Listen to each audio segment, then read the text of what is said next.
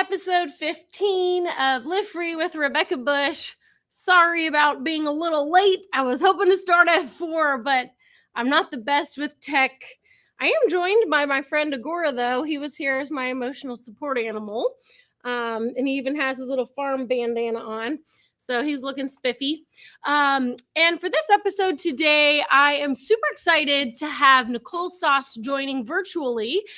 She is in Tennessee. She has Living Free in Tennessee. She runs the Self Reliance Festival. And of course, I'm sure many of you are familiar with Holler Roast. She has delicious coffee beans. We serve it every year at the Exit and Build Land Summit. And speaking of, Nicole Sauce will actually be joining us this year at the Exit and Build Land Summit as a speaker. So really excited to invite her onto the show. Yay!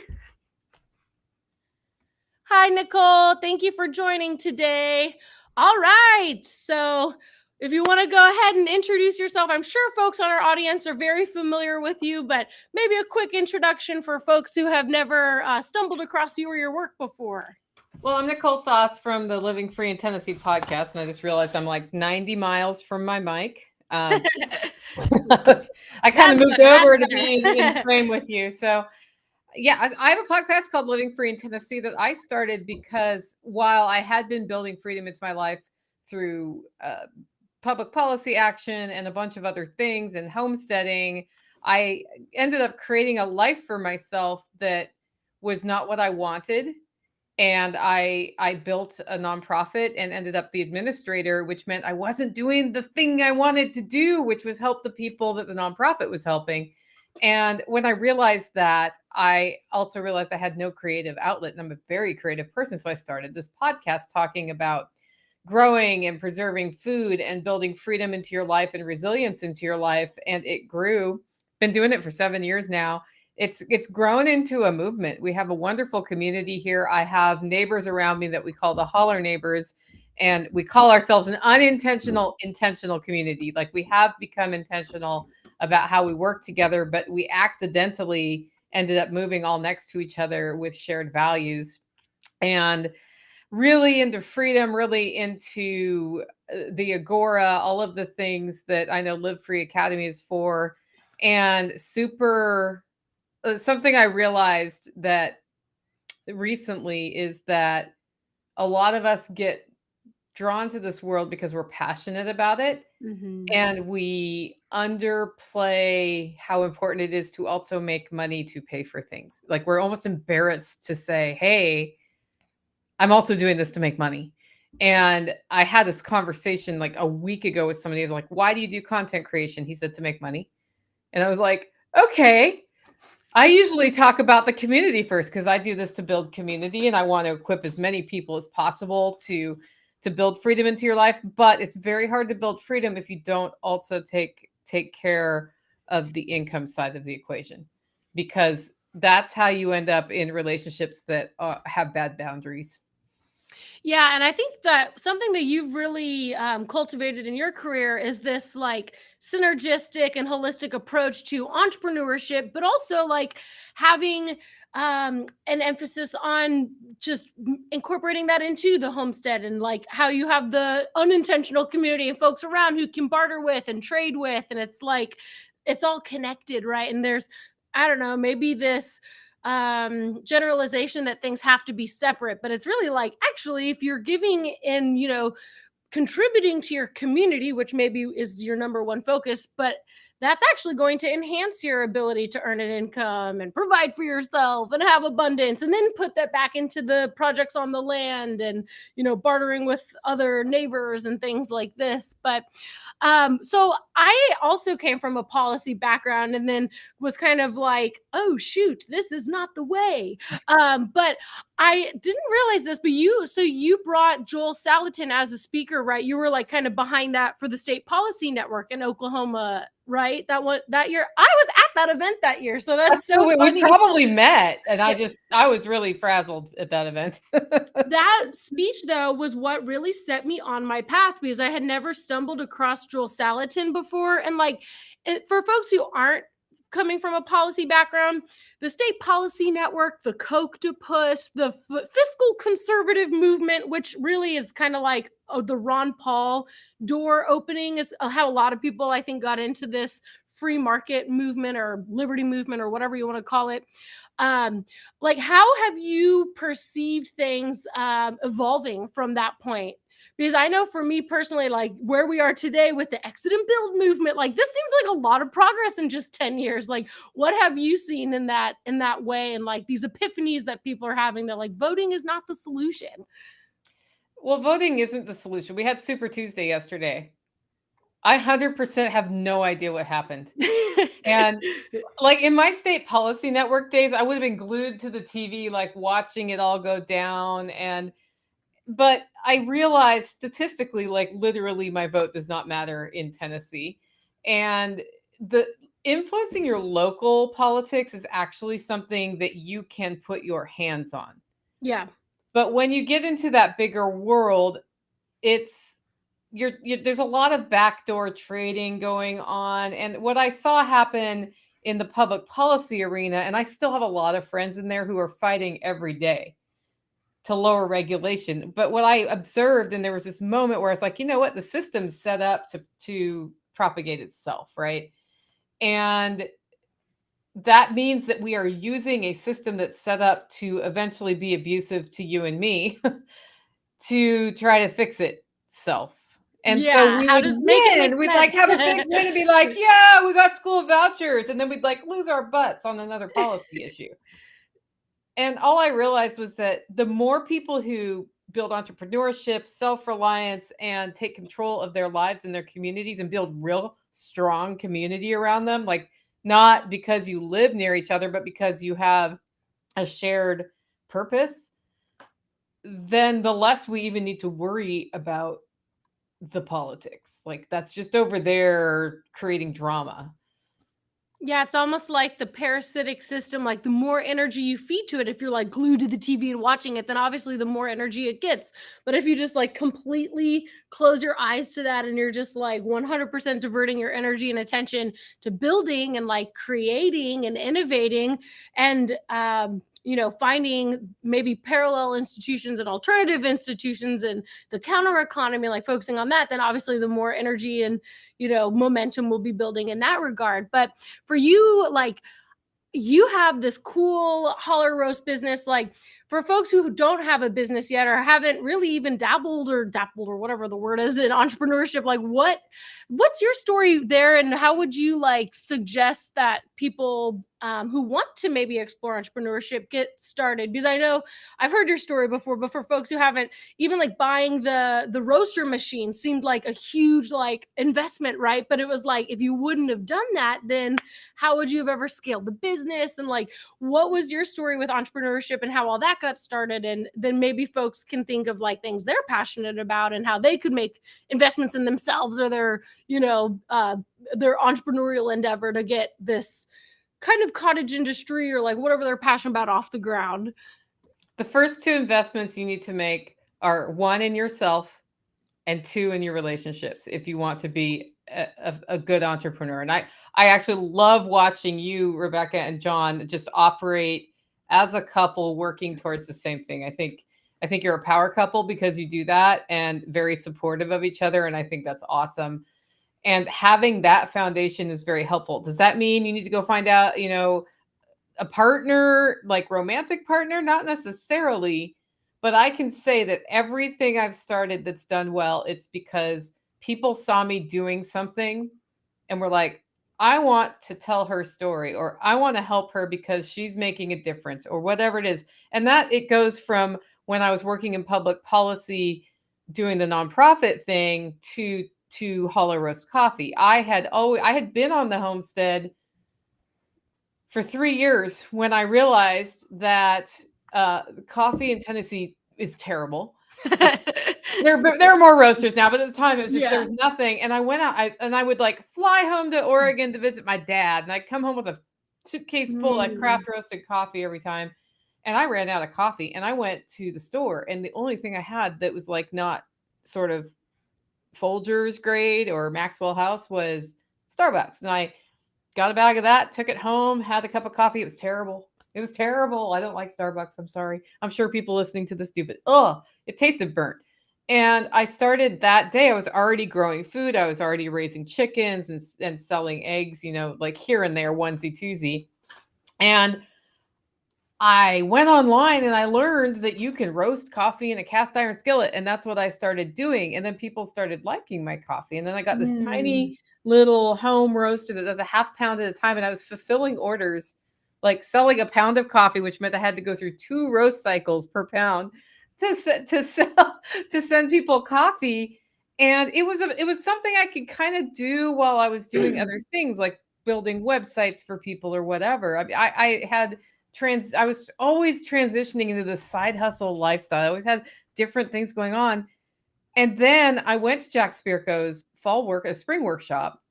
It gave a presentation on how you can sort of do a side hustle thing with roasting coffee while you're doing other things on the homestead. And it can bring you in a little bit of, gas money.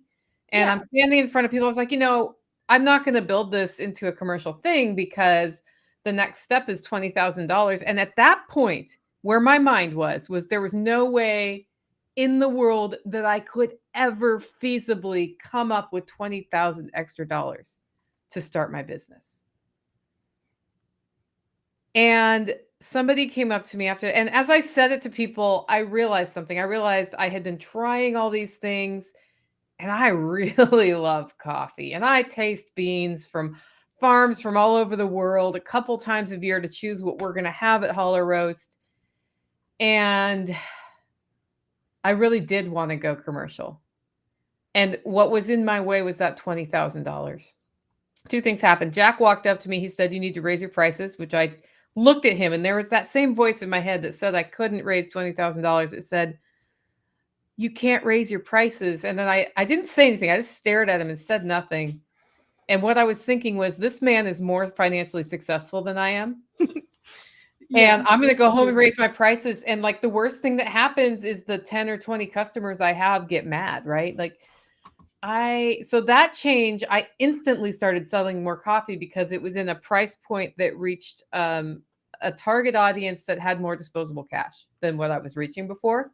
And then the second thing was a guy named Brian Norton, who has a coffee brand called Food Forest Farm, walked up to me and said, "I know an interim step where you can get for about $4,000 a smaller roaster that's commercial grade.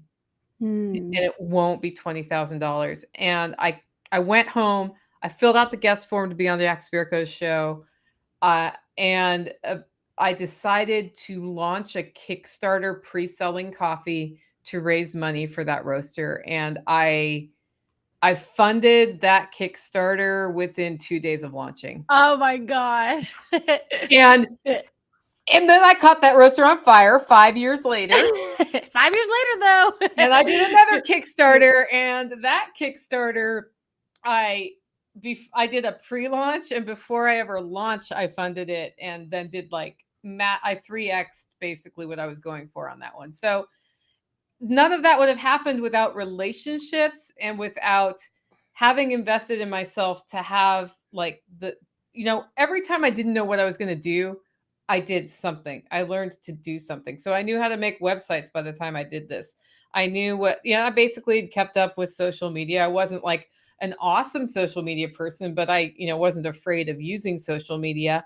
I worked on my presentation skills a lot because I was a corporate facilitator. I put a lot of time in there.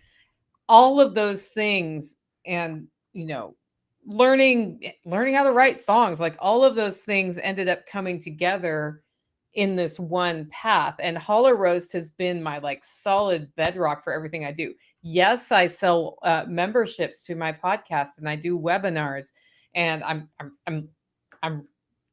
I just wrote a book. So I have a book coming out. Nice. Yeah. So I've done all of these things and they make some money, and I run events, as you know. And I speak at events, and those all bring in some money. But the thing that is my solid bedrock has been Holler Roast since that time. Yeah. And it's almost also there's this barrier to entry for a lot of people who want to maybe start a business but are afraid to take that leap. And instead of being like, oh, I can't afford the coffee roaster, it's like, I can't afford not to get this coffee roaster, because like, if you wouldn't have, found a solution and found a way to make it happen, then you never would have 3x. You never would have been able to scale like that. So it's like having that, how am I going to problem solve and like figure this out? Okay, I'll raise the prices. I'll do this. I'll make these changes. I'll do this Kickstarter. And then pew, it just all starts to like manifest. But that's such an inspiring story. And I wanted you to tell that because, like you were saying, you do need the financial resources in order to make, this lifestyle happen where you are able to, for you, live free in Tennessee. But like, just in general, even like the podcast about live free, it's like, well, how do you like get out of the 9-to-5 rat race life, or leave your full-time corporate job or your full-time job at a think tank doing like boring public policy work that you think is like going to change the world? But if you work in public policy, you've already kind of taken one step away from sort of the real world in what they call the real world, the normies. But yeah. It was like a bridge, right? Well, I kind of have a similar story too, because I was doing so I did the public policy work and was in that world. And then I started working at a US Senate campaign and was just like, oh my gosh, I can't keep doing this. I knew I wanted to do something where I was talking to people like face to face. And like, I enjoyed going to the farmers markets, but I never thought I could like start my own booth. But the news was always on at this US Senate job. And I was always getting incoming calls from people like complaining about the government, and they hated the senator because he's a rhino and this and this. And I was like, everyone's so upset about politics. What's the answer? And I'm like, I knew that it was like building the counter economy and like going local and all this. But my friend actually, also on the line of entrepreneurship, she would always say, necessity is the mother of invention, because for her, and I didn't invent the product that I ended up starting to sell at farmers markets, but she did. And it was because her daughter had really sensitive teeth. And when they would go to the store, they would go to the dentist to try to find solution. There was nothing out there that was working. So she found online these blogs about, use calcium bentonite clay or use activated charcoal. So she basically just combined the ingredients and made her own tooth powder for her daughter. And it helped with the sensitivity, but it also helped with teeth whitening. So anyway, out of this, necessity for her daughter, this cool product was born. And it was an opportunity for me. She said, hey, start working the farmers markets, start selling this product. So I got my toes wet and got to leave the policy world and enter this whole other universe. And like, here I am now a little over 10 years later. And it's like, wow, I, went to the farmer's market and saw the counter economy firsthand, and saw these people who just started their own soap business, who just started their own Indian food meal prep business. Or, I mean, the list goes on and on, all sorts of artisan goods, baked goods, breads, all sorts of things. But it's like, even starting there, if you can get a $40 booth fee and you make $1,000 sales day and your inventory only costed you whatever, if you can put the time in, it's like, hey, that's a great place to start. But I really think it's cool what you've done with the coffee business and the story that you can tell others too, because it's like a way to, like you said, be able to do your events, be able to write a book, but still like have that monthly income to sustain yourself financially. But I didn't know you wrote a book, so let's talk about that. What's going on with this book? Do you know where I'm launching this book? What's it called? It's at your event. That's where I'm launching it. Let's go. Let's go. I love it. So everybody has to come to the Exit and Build Life Summit because Nicole's launching her book. Hello. I got to get my last edits in too.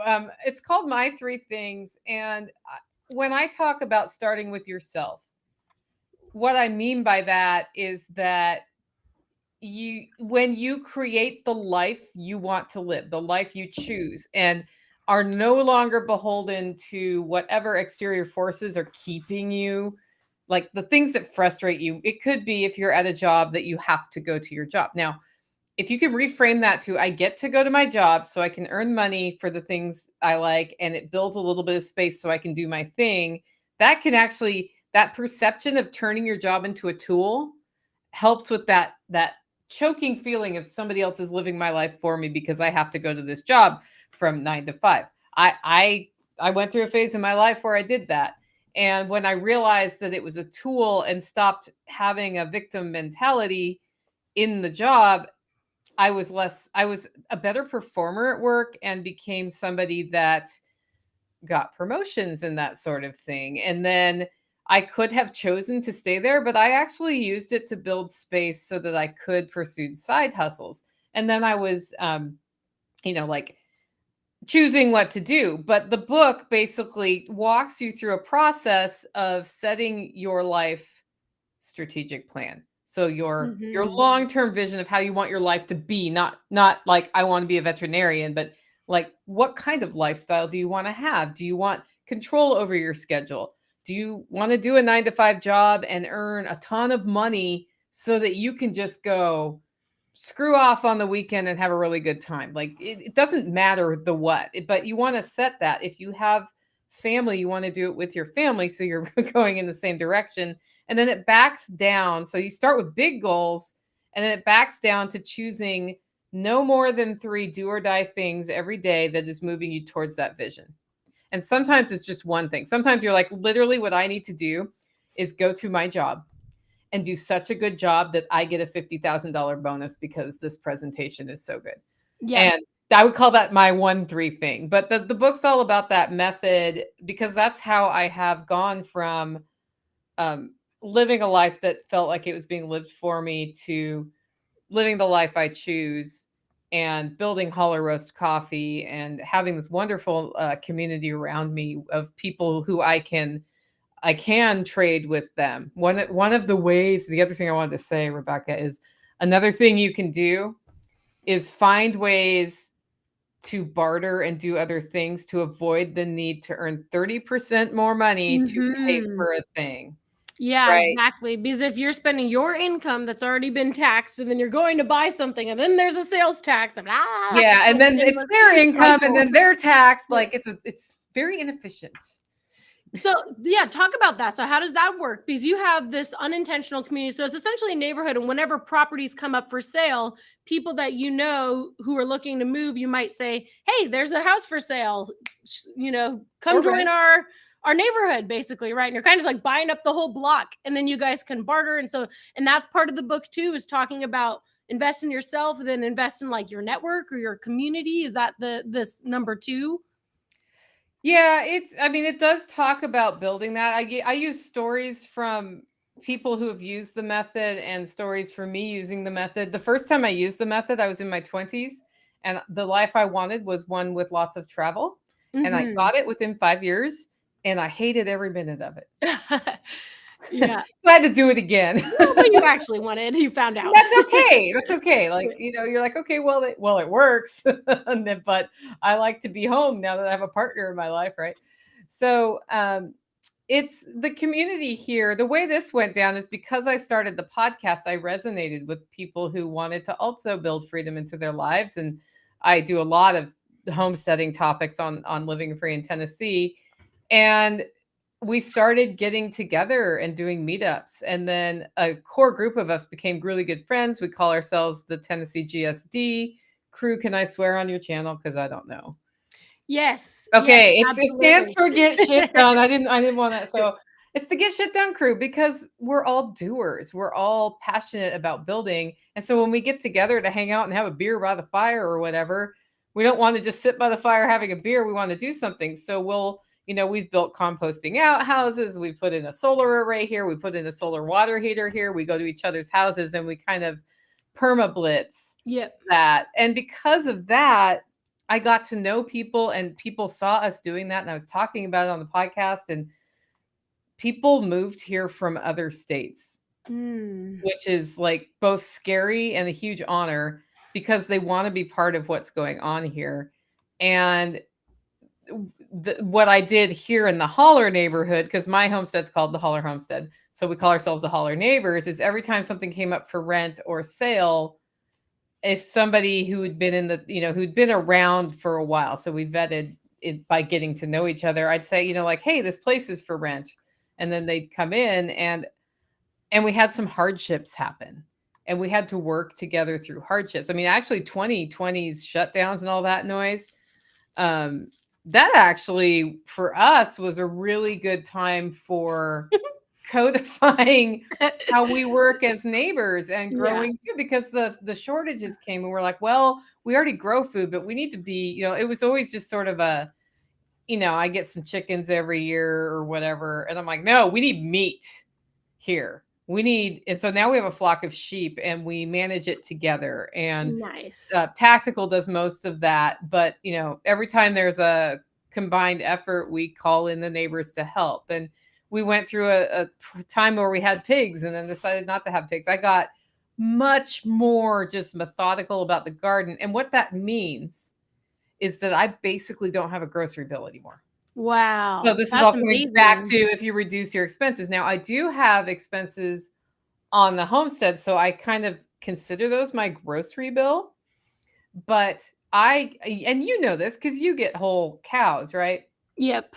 I buy a whole cow because we don't raise cattle here. My property is not that big. It's 3.2 acres, and we borrow a 10-acre, it's a 16-acre property where we run the sheep next door. So cattle are not in my future unless I get a lot more land. So I buy a cow every year, and this year it was $3.50 a pound by the time I was What? done. Yeah, $3.50. Wow. Now, ground beef, 20% cheapest ground beef you can get at Aldi right now in Tennessee is $3.99 a pound. Yeah, and this you're talking about, I'm sure, is This is grass steaks, fed. roasts, everything. Yeah. Someone you trust, that cow had a happy life, and it's organic, grass-fed, premium beef. Yeah. Yeah, and that is a good point too, because so our cattle rancher, he actually lives like a block away from where our homestead is, which is so funny. So he just stopped by, we did an order, we split it 3 ways with 2 of our other buddies, and we still to this day, I'll go in the deep freeze, open it up, and I'm like, oh, I guess we're having chuck roast tonight. That was the one that tomorrow, was actually. to grab. Of course we go through all the steak first, that's another story, but yeah, and it's a great price, the quality and who you're buying it from. And it's actually so John and I did go out to lunch today at a local barbecue place, but we were looking at the prices on menus. I don't know if this is how it is in Tennessee, but it's really crazy right now. You could get lunch for I don't know, 10 or 12 bucks here in Bastrop, Texas, when I first moved out here in 2021. We just went out and it was it's $17 for a plate. And I know $5 doesn't seem like a lot, but now we're talking almost $20 a person for a lunch, by the time you get your drink. And it's you could just have a nice steak if you buy the cow in bulk or whatever. If you're buying an order in bulk and splitting it with friends and storing it in your deep freeze, is you actually are going to get a more nutritious meal, because the plate that they gave us was 2 sides, and then you get a tiny little bit of your sausage cut up, and then a tiny little bit of brisket or whatever. It's it just kind of makes sense to do at this point with all the inflation and all the prices and everything, to buy things in bulk and to the source, prepare it yourself, the oils everything was cooked in, and you can trust that it's not going to have a bunch of creepy GMO or mRNA things pumped into it or whatever. Who knows what you're eating when you eat out nowadays. But yeah, that's a good point too, that you were able to do that with your neighbors. Doesn't make sense to have a bunch of cows on your property, because they like to have a lot of land and they like to have friends. I mean, we looked into getting cows on our 10-acre homestead, and it's you really can't even do that, because that's not even enough land. If you were going to have 3 of them and they're grass fed, then you have to supplement with grain or whatever else, that defeats the whole purpose, right?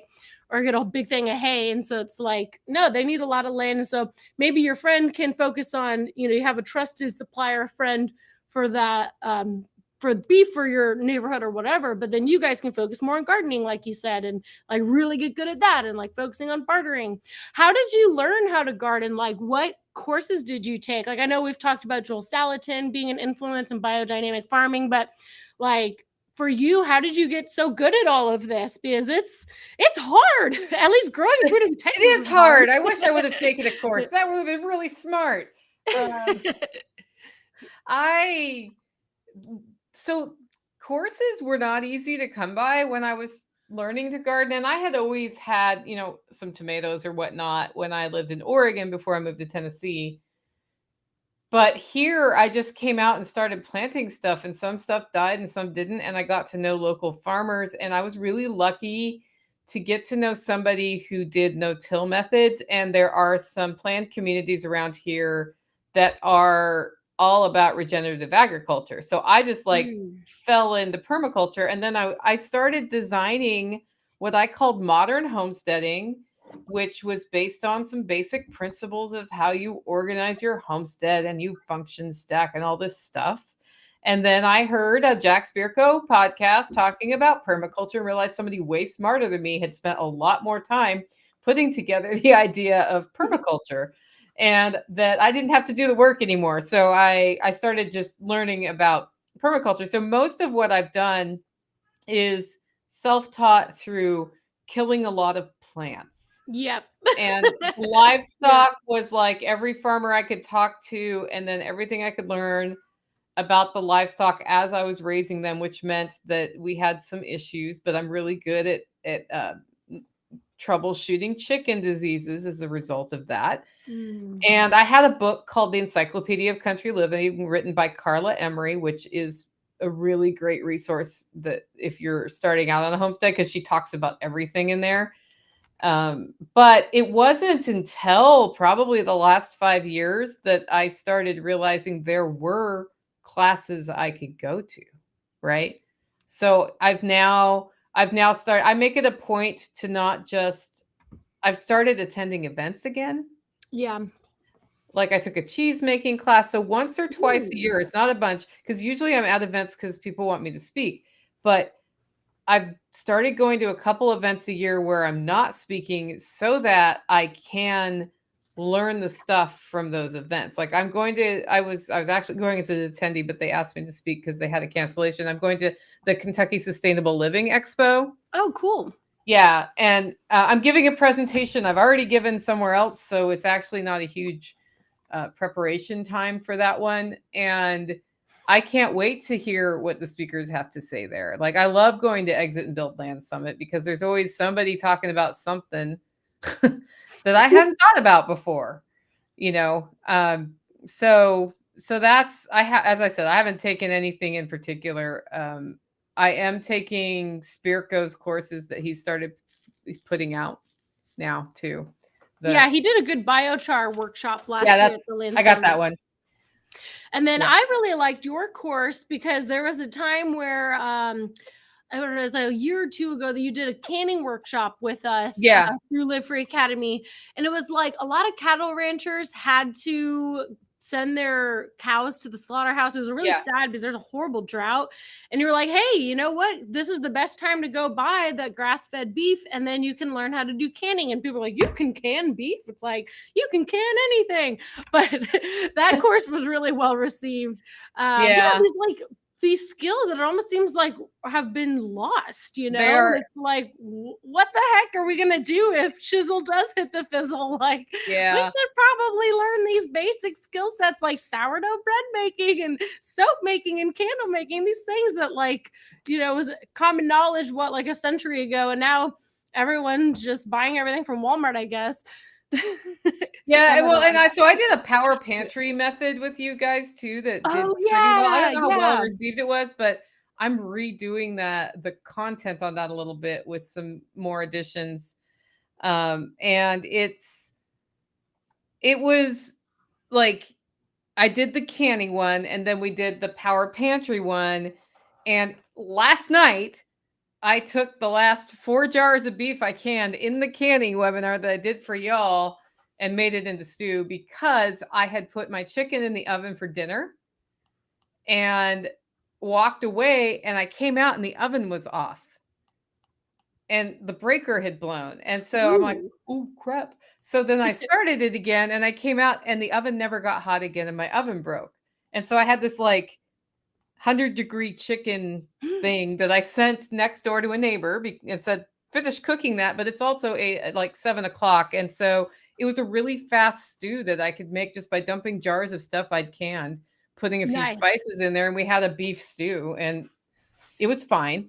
Because when you live 25 minutes from town, it's not worth driving 25 minutes waiting for your food. Like all of that is like, I can make a stew in 25 minutes, you know. So we'll just do that. Do it at home. No, I was really thankful for that beef canning course, as a matter of fact, last night, because I don't can a lot of my beef. I keep it in the freezer first, but I'm prepared if electricity were to be out for like a week or two. I would then start canning the beef And it's so easy to do. And it's such a, I think the loss of the heritage skills is sad. Like I just took an animal trapping class. I have no reason to trap animals, but I wanted to learn how to do it because one of the most frustrating things about raising chickens my first year was the raccoon problem, where Mhm. they could get into amazingly small holes into Oh, your coop to get your chickens. And my raccoon population is controlled by the dogs I have who go outside now. So we don't have a raccoon problem, but I thought, I would like to learn how to do animal trapping in case I ever have to get a raccoon again, because it took me 9 months to catch that bugger in a live wow. trap. And so I learned just more about how to figure out where to put traps and all different kinds of traps you can use, and like different traps for different animals. It was super interesting. And I just thought, we're losing these, like basic skills that pioneers used on a daily basis to survive. Yeah, and that's something that I thought the Self Reliance Festival really does well, is like having speakers go over these really important skills, like even first aid. Like I remember we were there, I think it was the one in the fall a few years ago, where there was a speaker who was, I think, a nurse, or he like has experience working in ambulances or something like that. But he was like, hey, guess what? If someone has a heart attack right now, raise your hand if you know like raise your hand if you know what to do if someone cuts their arm and they're needing to be stitched up a little bit. Like these are really important skills, because if there is an emergency, like even having basic knowledge of CPR or the Heimlich maneuver or whatever, like this all is really important. But the Self-Reliance Festival also happens in the spring, so that's coming up in March, right? Or the end of March? It's Oh my April gosh. 6th and 7th. It's usually March, but Easter Okay. happened. So we decided not to have the Oh, I Self Reliance see. Festival on Easter. So yeah, it's a week later this year. I said it's happening in March, and then I realized it is March. Oh my Yeah. gosh, this year's going by so fast. But okay, so talk to us about the Self Reliance Festival. So obviously, everyone knows we have the Exit and Build Land Summit coming up. We'll get into that in a little bit. But the Self Reliance Festival is in Tennessee. So if you're in that neck of the woods, maybe you can share when it's happening, what is going down, and what people can expect at that event. So everybody who complains that they don't meet people who are like them, the way you meet people who are like you is you get out to things like Exit and Build or Self Reliance Festival or whatever thing of that nature is near you. The Self Reliance Festival was started to bridge the gap between homesteaders and the guys who are into tactical prepping, because I'm Mm, friends with John Willis at Special Operations Equipment, and he had more of the tactical network, but he's been really into homesteading and permaculture the last 5 or 6 years.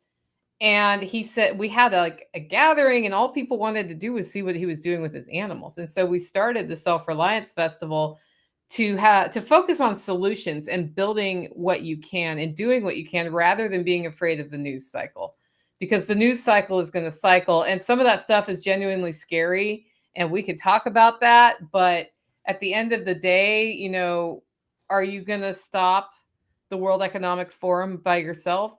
No, but can you make yourself like way more World Economic Forum proof by growing your own food or taking steps to learn how to work together as a community so that they are completely obsolete? Yes. And so Self Reliance Festival focuses on that. It's April 6th and 7th, selfreliancefestival.com if you're interested in coming. The thing we work really hard on at this festival is to connect people. So we have speakers. Angry American, the famous author who writes dystopian fiction, is going to be there. I've got a guy named Sunny Puzika who's doing a self-defense class for women. mm. That's going to be a pretty good one. I wish I wasn't coordinating the festival so I could take that class. I've got do you know what is his name? His name's escaping me right now. Dang it, he's really cool. Anyway, it will come to me in a second, but I've got famous permaculture dude talking about permaculturizing your kitchen. So how self-reliant is Ooh. your kitchen, and do you have systems in place to like process your herbs that you're growing, so that that, like, I'm garlic independent. I like literally it Yeah. would take a catastrophic drought for multiple years for me not to have garlic, right? Which is medicinal also. So that's Which is good to have on medicinal hand. also, and that, I mean, that goes back, and then we do medical stuff, and that is super important. His name is Alan Booker. I don't know why Alan's Mm. name just like fled my brain about it. So it's Alan Booker. Anyway, so he's talking about 5 areas in your kitchen that you can assess when you go home to see how self-reliant it is, and then work from there. And so we really try to have a vast number of things that focus on mindset, but I do connection sessions where we have people say like, okay, raise your hand if you're like, you kind of feel alone wherever you live in the country. And somebody will raise their hand and I'll say, where do you live? And they'll say something like Hawaii. And I'll say, who else is here from Hawaii? And other hands go up. And then we say, okay, you guys go over there and meet right now and exchange information. So we've sort of taken this extra step. We used to just have people look at each other, but then they forgot who each other was. So now we have them walk off and connect. And as a result of this, we've had, I think, 20 or 30 families either move to or connect in Kansas as part of the Midwest Preparedness Yeah. Project. And a bunch of different people, like people have found out that they are at the same event with somebody who lives within 10 miles of them. Yes. And so, I'm an introvert. I know what it feels like to have anxiety about going to these events and you don't know anybody and all of that. And I get around that a little bit by just going anyway. And when I do that, what I find is that I meet people who are easy to be around. So the other thing is, yes, it's scary to go to an event that you don't know anybody, but it's worth the investment. It's worth the time investment. It's worth the money investment. If you can just come out of there with 2 good relationships. And what you'll find when you have sort of a shared passion is that it's easier to be around the people that are at that event than when you're at sort of more like the corporate events that they make you go to. Yeah.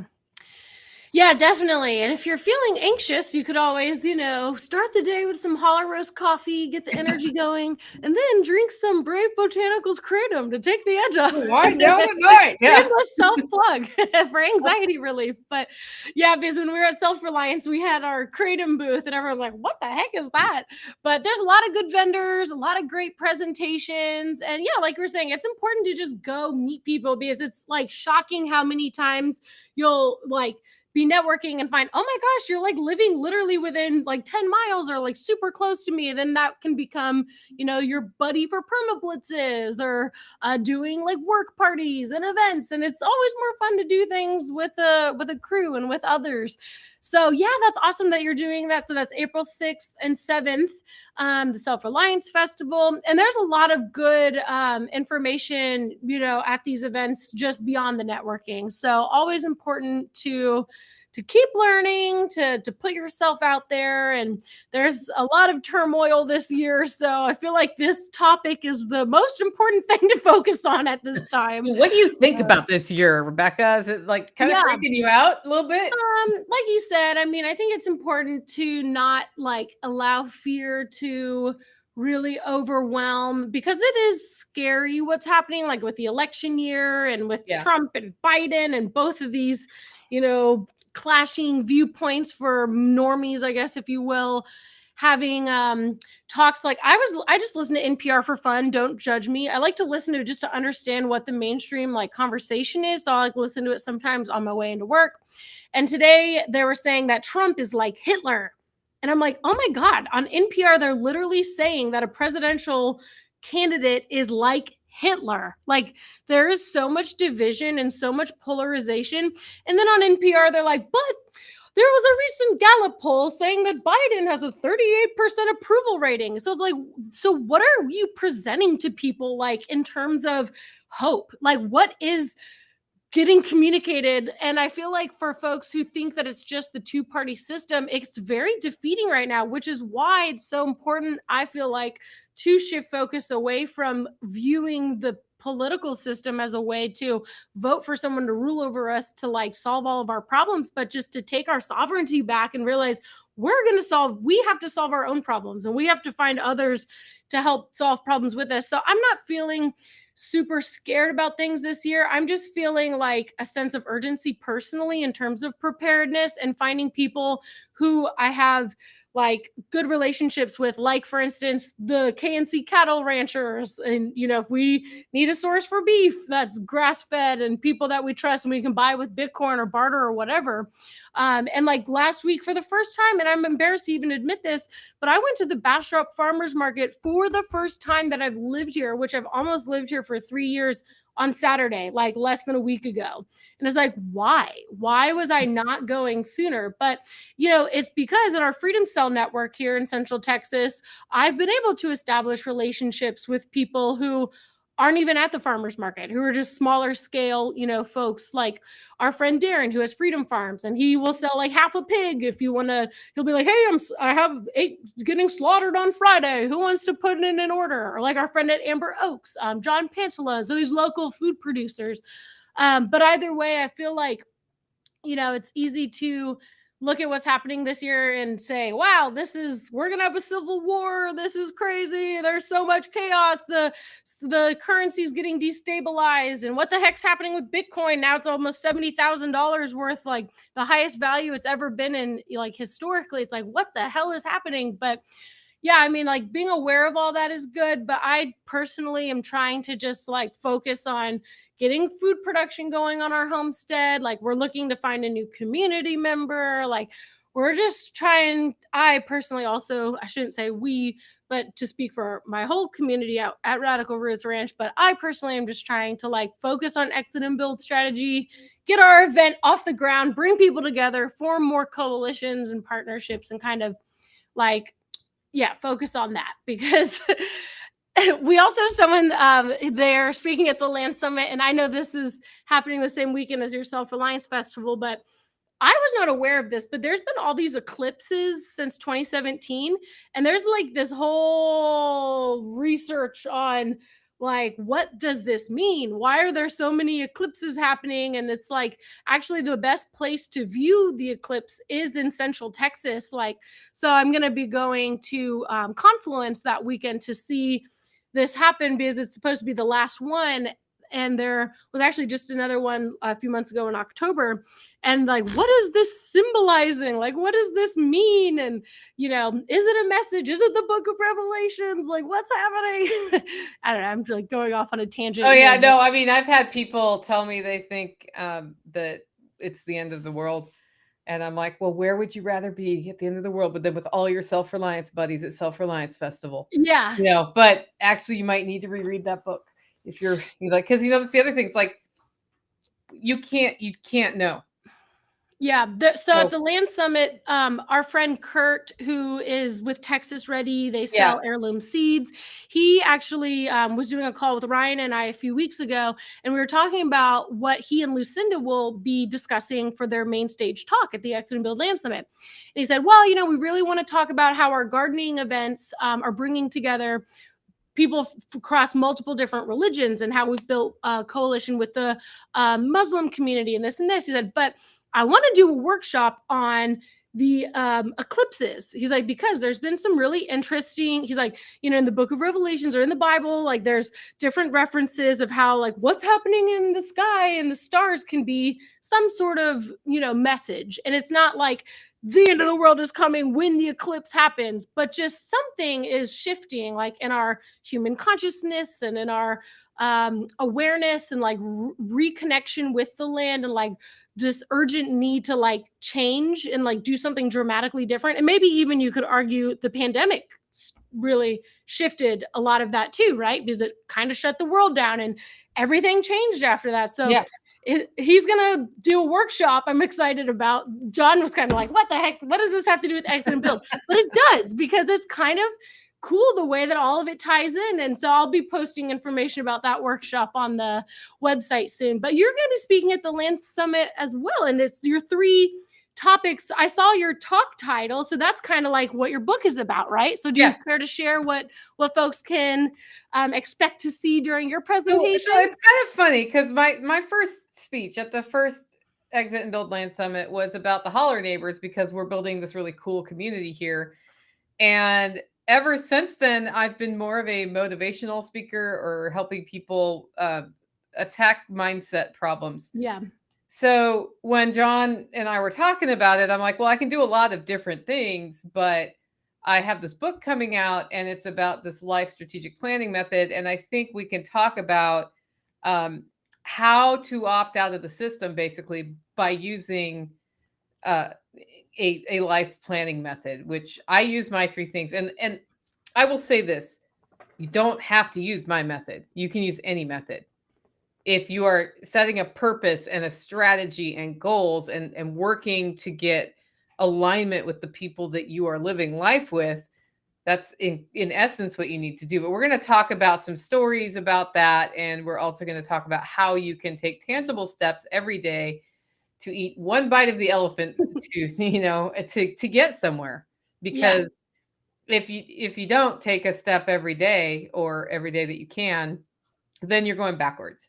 And if you want to get land and it feels inaccessible to you right now because real estate prices are through the roof. Like I hear these stories every day. Yep. Like, you're so lucky, Nicole, you got your homestead for cheap. Well, at the time I got my homestead for cheap, I also was earning like $20,000 a year. So it was, not the easiest time to get it, but I was also lucky enough that I was able to get this property.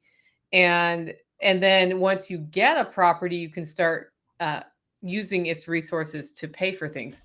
I have another friend who he scraped together $11,000 through some maybe not so great credit practices and money that he had, and bought an acre. Wow. That's a great And price for an it was acre. like 5 or 6 years ago, and it had like a former meth house trailer house on it and another trailer house that the city told him, as part of buying this, you need to take that out of here. So he spent his first year tearing down that other one and had not enough money to bring a dumpster in. So like getting small enough pieces that he could cram them in his car. Oh gosh. Right. Hey, whatever you got to do to make it happen, right? And to keep his costs down, he grew food. He figured out how to get water going, like this whole thing. And he said, I basically was successful out of desperation because I couldn't, like, 2020, it was 2019 that he got the place. 2020, he was a musician. Everything shut down. He had no income all of a sudden. Yeah. So he was living somewhere else, working on the property. He had to move to the property. And then he was just like, you know how it is. You grow a garden, you have extra, you sell it. And then he figured out how to make rain barrels and started selling those. And he tells us, like, he runs a nursery now, and he has he's since gotten married, and he built a tiny house basically for him and his wife, and he rents out that property now. No, he sold that property and bought another property is what happened. But so the answer is that for him, he scraped and scrimped and figured out how to get something that was not ideal. And he used what that was to make it work, to leverage that into something else. And those are the solutions that we can build for ourselves. Yeah. And I think too, it's like, if you have to start scrappy, like just do whatever you need to do to like get to the land. Like I just bought an RV. Like I didn't necessarily want to live in a travel trailer, but I was like, I'm just going to do it. Whatever I would have paid in my apartment for a year was what I set my budget as. And I went and got an RV loan, and I found an RV that I liked within a week and moved it to my friend's property and ended up living there for basically 3 years. And it was like, wow, I lived for the price that I would have spent in 1 year in rent. I got to stretch that for 3 years. I paid her a modest fee to have my RV parked there and got to learn firsthand about permaculture and intentional community. And it was a great first experience. But yeah, it's like your friend there too.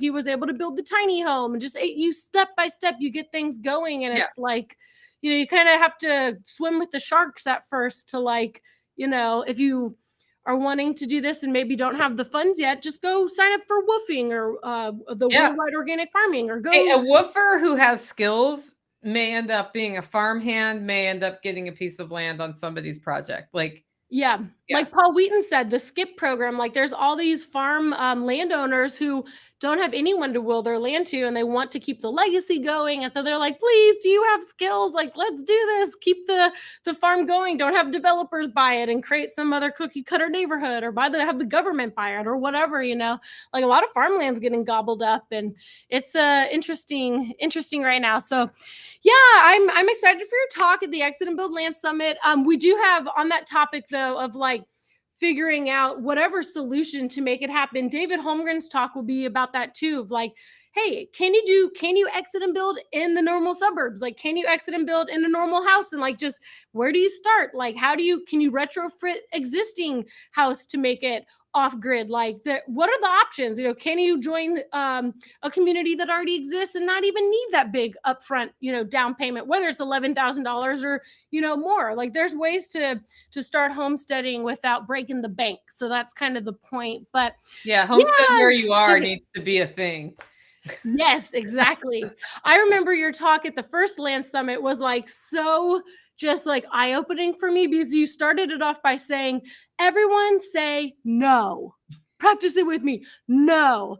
Because for a lot of people, like I can say this from personal experience too, are people pleasers. And it's like, you're never going to get what you want if you are always saying yes to everyone else for what they want.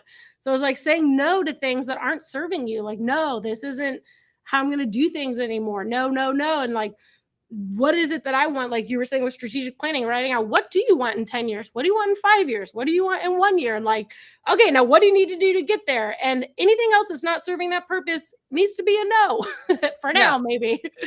But yeah. And if something isn't ideal for your 10-year plan, but it's a step in the right direction, that may get you there. I mean, I had no idea I'd be a coffee roaster if you would have asked me that. Like, I was roasting coffee 10 years ago, but I didn't. I mean, like, that was not in the plan. Yeah, selling black tooth powder was not in my plan, but somehow I spent 5 years of my life doing that. So how did we get here? Yeah, and you learned so much while you were doing it, right? I had a really good time doing it, actually, because I learned about entrepreneurship. I learned about the farmers market movement, because it is a movement. It's like taking back what we have control over, and we have the ability to trade with one another and have peace through commerce. And like, I feel like focusing on that and seeing when you are like in the farmers market movement, it's just like, wow, I don't know, it's empowering. Like, we can do this. We don't need like food getting on shipping containers from different countries. It just doesn't make sense. Like, what in this sprayed with all these chemicals, we're eating poison, is just dumb. Like, what? And then it's all wrapped in like plastic. Like, oh, but you can't have a plastic bag when you check out, but everything else can be wrapped in plastic. And none of it, it's just all so backwards. It's so weird. But like, until, you step into finding those alternatives and like bartering or trading or whatever, it's like, what is this? Like, how do you become this solution? It's like, well, voting with your dollar, and that also is how are you earning a living? And is it in line with your, sparking joy? And like, I think entrepreneurship, kind of how we started this thing off, is definitely the solution, and having that financial sovereignty is super important. But yeah. Well, it's been great chatting. We have actually a nice amount of people on the live stream. So if you have a minute, if anyone has questions, we had a few comments here. The Tommy Farm. I love Carla Emery. My copy is well worn and a universe of every practical homesteading know-how. Rest in peace. And this was because you referred the book. It was the Encyclopedia of Country Living, right? Yeah, and you have to search Carla Emery, because there is now another Encyclopedia of Country Living out there that is not that book, that is not as good. All right. She has insider knowledge here. Yeah. And then, someone else agreed with you earlier, saying Starbucks is awful. So way to see a problem and create a solution and now make a living doing it. And then, in fear is no way to live. And someone else had a comment about raccoons. This guy actually almost got attacked by a raccoon like 2 months ago. It was really scary. So maybe raccoons can be like thuggish. Vicious. They're like some real farm dogs. Yeah.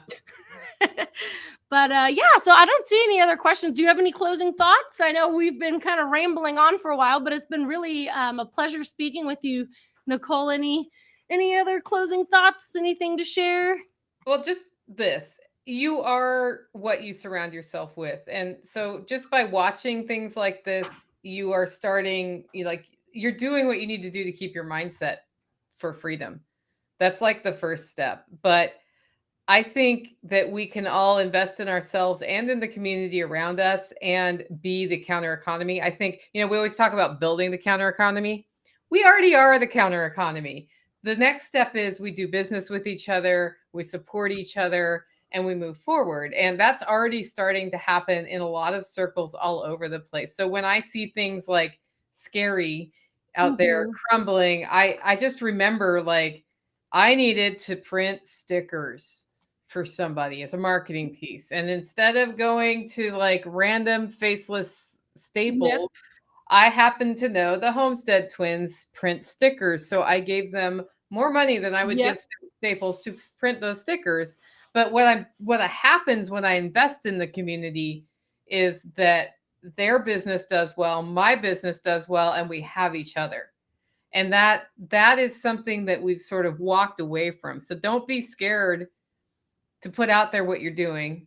Don't be scared to start. No entrepreneur ever was successful who didn't start. They never became an entrepreneur if they didn't start. So do something. It may not be the thing you do long term, but do something. Amen.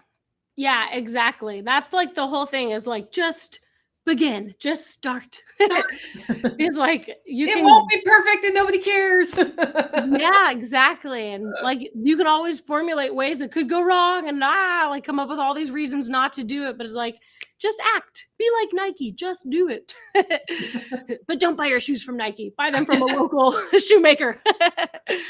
Okay, cool. Anyway, on that note, I'm starting to get a little my brain is frazzled after this week. We've had an interesting week here at Live Free Academy preparing for the Land Summit. But Yeah, well, the Land Summit's coming, man. I can't wait to meet everybody there. yeah, it's an interesting lineup this year, I will say. And we're really going to focus too on spirituality and like urgency of like reconnecting with the land and like reconnecting with one another and supporting like your tribe, your people. Like, and if you can buy from a friend, buy from a friend. Like, just really focusing and honing in on like what will it take on a daily decision making level to like start shifting in this new direction. And I feel like a lot of us are already on that path, but it definitely helps when you find your tribe and find other folks to connect with. And that's really what the Exit and Build Land Summit is all about, building that network. And so we're so just glad and appreciative, Nicole, that you've been part of the Exit and Build movement from day one,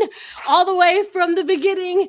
And it's so nice to have you and folks like Jack Spearco and Derek Bros even coming back every year as our I guess representatives and flagship folks of beacons of hope. Like, you're doing it, you're living this lifestyle, like, and it's just refreshing to see it done in style. And like the fact that you're an entrepreneur but also able to do your activism at the same time, like that is just so powerful and awesome, and I commend you for that. So thank you for all your Thanks. great work in the Well, world. I can't wait to see you again and maybe share some kratom. I'm not drinking as much Yeah. alcohol as I used to.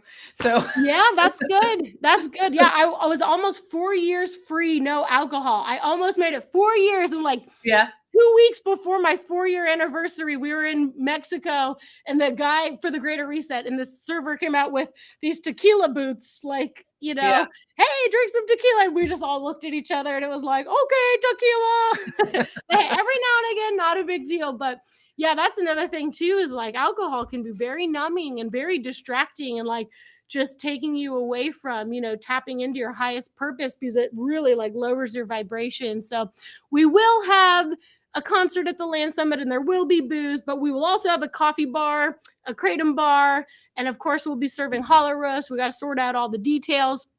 I'm actually talking to a local company that does cacao, thinking, Mhm. hey, that could be a Ooh, cool way to do like a cacao ceremony or something like that. But cacao is delicious. And yeah. the company that Rebecca is with is Live Free Academy. I think that's coming through on my channel there. Oh, nice. Live Yes, Free yes. Academy. That And is what it's called. And let me put it here to yeah. exit. And Nicole, I'm sure you'll get your link to post, because right now everything is just so new, but we're still kind of getting all the details. I was trying to type it in here. Yeah. Doo-doo-doo-doo. But it's the Exit and Build Land Summit. Yes. So for It's folks a who fun want, event in Bastrop. Self Reliance Festival is in Camden. Um, different but similar reasons that we do it, I guess, is probably the best way to explain that. yeah, definitely. And I think no matter what you're doing this year, just for folks like who are wanting to learn about homesteading or who may be doing it already, who already have land, just like let's all band together, let's stay connected. And I think it's great to have you on the show, Nicole. I'm really glad that you do your show, and I'm really glad that you put on Self Reliance Festival. And for folks who are wanting to check out the Exit and Build Land Summit, we also live stream it. So if you can't come in person, you can always check out the live stream. But Nicole's talk will be Saturday morning, so that'll be great to have you kick off that day.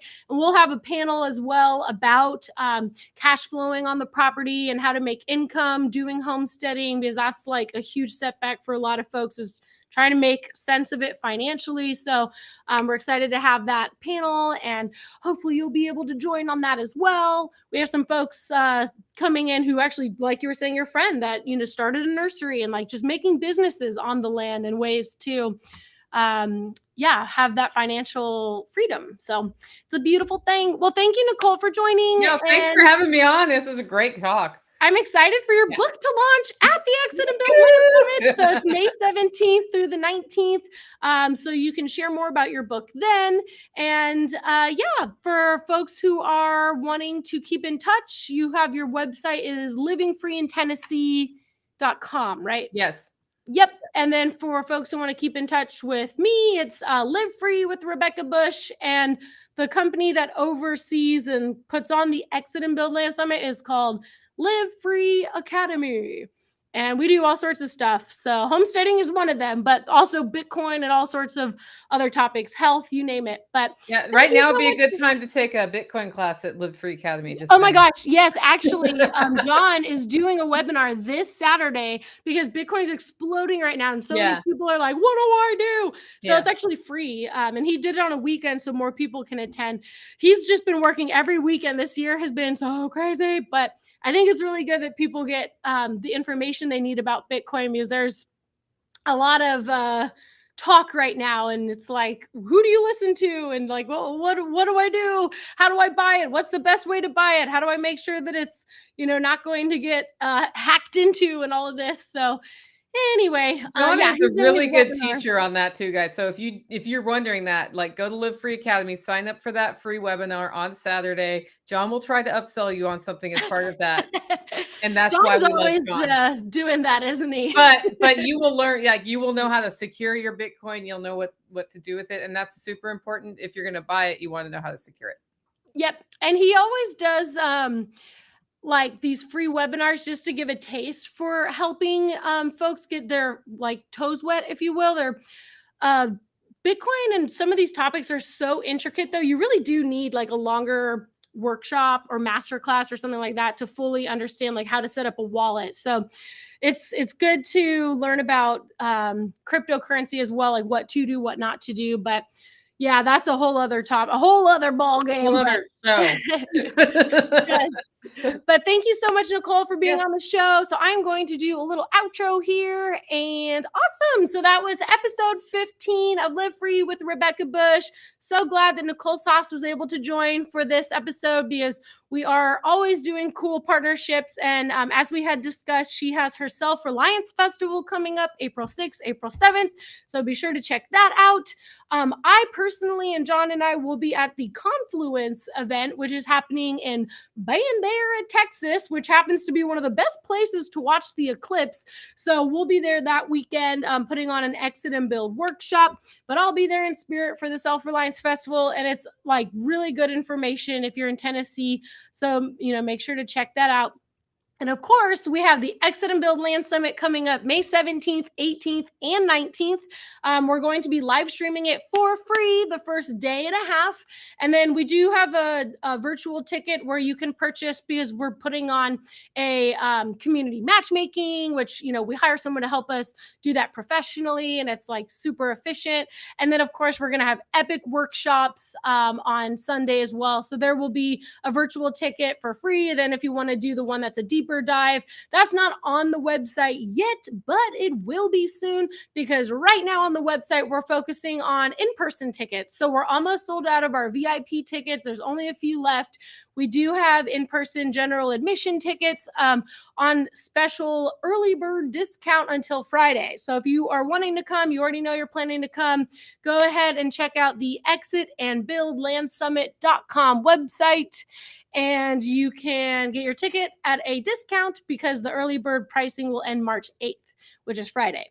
So thank you all so much for watching. Really appreciate you all. If you want to subscribe to my YouTube channel, you can check out all of my dorky tiny home tours with this guy. We walk around, I think, like almost 100 different tiny homes on my channel. I've got tons of videos, but also I have 14 other podcast episodes on topics of living free. And I always interview badass women. So you'll notice that if you do the backlog and see other episodes. So I hope that you found this episode inspiring. We are going to have next week another podcast. And so I'm planning to feature Tower Garden, which is an innovative way to grow food vertically. We also have an upcoming episode here in the next few weeks with Texas Ready. So Lucinda Bailey will be joining to discuss, of course, it's March planting season. Everyone's excited about gardening. So that's what I'll be focusing on for the next few weeks to come. And if you want to keep in touch, I primarily use Telegram. So I have my channel Live Free with Rebecca Bush on Telegram, and I'd use Instagram and Facebook and that kind of stuff too. So you can find me there, Live Free with Rebecca Bush. Thank you all so much for watching. If you want to subscribe to the channel, I hope we'll keep in touch, and would love to see you in person at the Exit and Build Land Summit coming up May 17th through the 19th. We're also doing optional immersive farm tours the day before and the day after, which is, I think, the best part is like seeing farms and intentional communities in person. It's really cool to see what other properties have built out and developed, and very informative and inspiring as well.